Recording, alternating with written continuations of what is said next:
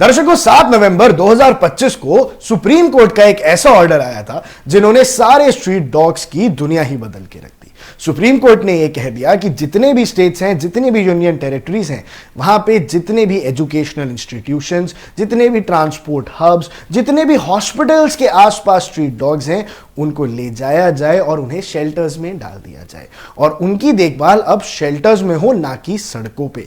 जो इंडिया के अंदर बढ़ते डॉग बाइट केसेस हैं, बढ़ते रेबीज के केसेस हैं, उन सब से हटने के लिए, उन सब से बचने के लिए सुप्रीम कोर्ट का बड़ा कदम था।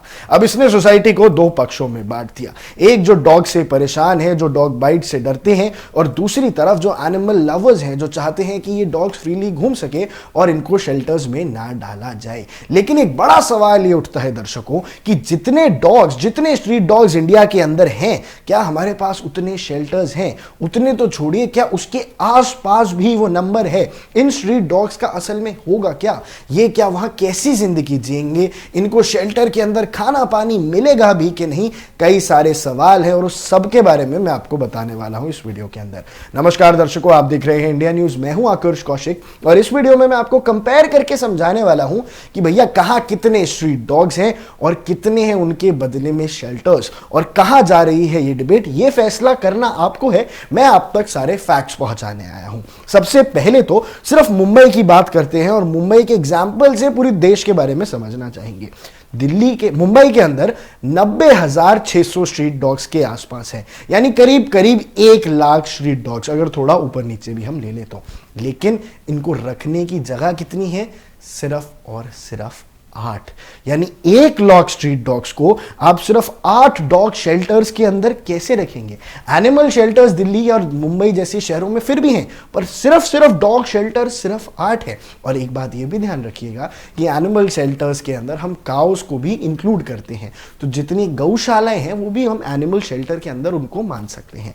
अब इसके अलावा ये जो सेंसस है, मुंबई के अंदर तो स्ट्रीट डॉग्स कम हुए हैं। आज से करीब 11 साल पहले जब सेंसस किया गया था तो 95,000 स्ट्रीट डॉग्स थे और 5,000 स्ट्रीट डॉग्स कम हुए हैं। यानी मुंबई के अंदर स्ट्रीट डॉग्स की पॉपुलेशन एक प्रॉब्लम नहीं है, फिर भी सिर्फ 8 डॉग शेल्टर्स हैं। तो इसका मतलब अगर उन्हें वहां रखा जाएगा तो ये तो पॉसिबल ही नहीं है। और अकॉर्डिंग टू ऑफिशियल्स ये बात सामने आई है कि जो 30 से 40% स्ट्रे डॉग्स हैं वो इंस्टीट्यूशनल एरिया से रिमूव कर दिए गए हैं एंड उनको शेल्टर्स को अकोमोडेट करना पड़ेगा। यानी करीब करीब 40,000 स्ट्रीट डॉग्स को आप सिर्फ 8 डॉग शेल्टर्स में कैसे रख पाओगे? 5,000 स्ट्रीट डॉग्स एक छोटी सी जगह में कैसे रह पाएंगे? ये एनिमल राइट्स के खिलाफ हो सकता है। इसीलिए पूरे देश के जो डॉग लवर्स हैं उनके अंदर गुस्सा है। अब इसके अलावा एक बार मैं आपको थोड़ा चेन्नई की तरफ लेके जाता हूं और वहां से समझाता हूं जहां नंबर स्ट्रीट डॉग्स का थोड़ा ज्यादा है।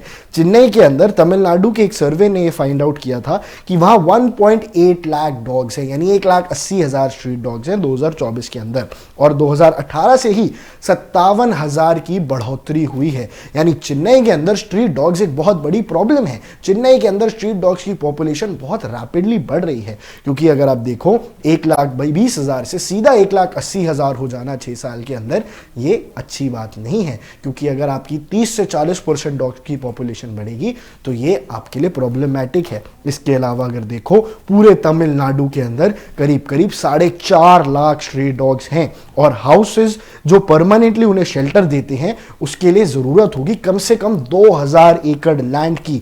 और क्या इसके आसपास भी तमिलनाडु में जरूरत की, तमिलनाडु के अंदर इसके आसपास की भी लैंड है? तो जवाब है जी नहीं। 2,000 एकड़ लैंड स्ट्रीट डॉग्स के लिए कौन देगा? इंडिया के अंदर अभी भी स्ट्रीट डॉग्स के लिए जो शेल्टर्स बनाए गए हैं उनका नंबर बहुत ज़्यादा लिमिटेड है और 2,000 एकड़ की ज़मीन तो रेयर ही चांस है कि इनको मिलेगी। इसलिए ये जो 4.5 लाख स्ट्रीट डॉग्स हैं, इनमें से जाहिर सी बात है 30 से 40% तो इंस्टीट्यूशनल एरियाज में ही होंगे। 1 लाख, 1.25 लाख इंस्टीट्यूशनल एरियाज, 1 लाख से ज़्यादा डॉग्स तमिलनाडु के अंदर वहीं होंगे, तो उनको आप कहाँ रखोगे? सेम इन बेंगलुरु के अंदर तो और भी ज्यादा स्ट्रीट डॉग्स हैं। सिर्फ बेंगलुरु में 2.8 लाख स्ट्रीट डॉग्स हैं, यानी करीब करीब 3 लाख स्ट्रीट डॉग्स। उनको कहां रखा जाएगा? बेंगलुरु जैसी जगहों पे तो ये बहुत प्रॉब्लम है। इसीलिए ये प्रॉब्लम बढ़ती जा रही है और कर्नाटका के अंदर तो 2.3 लाख डॉग बाइट्स के केसेस थे। यानी कर्नाटका के लोगों से अगर आप पूछोगे, जहां जेन्युइनली स्ट्रीट डॉग्स की मार से लोग परेशान थे, 2.3 लाख डॉग केसेस और 19 रेबीज डेथ्स जैन से जून 2025 में, यानी 6 महीने के अंदर 19 लोगों की तो जान चली गई और 2.3 लाख डॉग बाइट्स। ये एक इतना शॉकिंग नंबर है कि यहां पे डॉग लवर्स को थोड़ा समझना भी चाहिए कि 2.5 लाख डॉग बाइट्स, उन 19 जानों को जो चली गई रेबीज की वजह से, उनको आप क्या समझाएंगे। अब आप ये एक मुद्दा सामने आता है स्टेरिलाइजेशन का। जी हाँ, बिल्कुल स्टेरिलाइजेशन करनी चाहिए, पर इंडिया के अंदर अभी भी जो स्टेरिलाइजेशन है वो सिर्फ 20 से 27% के पास है। 70 से 73% जो डॉग्स हैं वो अभी भी स्टेरिलाइज नहीं है, वो अभी भी डिजीजेस कैरी करते हैं और वो नंबर बहुत बड़ा हो जाता है। इसीलिए अगर सिर्फ बेंगलुरु में 19 रेबीज डेथ्स आपको मिली हैं तो ये देश के लिए बहुत प्रॉब्लमैटिक हो सकता है। लेकिन यही दो पहलू सामने आ जाते हैं कि मुंबई जैसी जगह जहां मान लिया अगर रेबीज डेथ का खतरा बढ़े, स्ट्रीट डॉग बाइट्स का खतरा बढ़े, तो आपको उनको शेल्टर्स में डालना चाहिए। पर वो शेल्टर्स भी कहाँ हैं? 8 शेल्टर्स के अंदर तो आप 90,000 डॉग्स को रख नहीं सकते। इसीलिए इस बैटल का जो सोल्यूशन है, इस डिबेट का जो सोल्यूशन है, वो यही है कि अगर स्टेरिलाइजेशन को भी बढ़ाया जाए तो जरूर बढ़ाया जाए।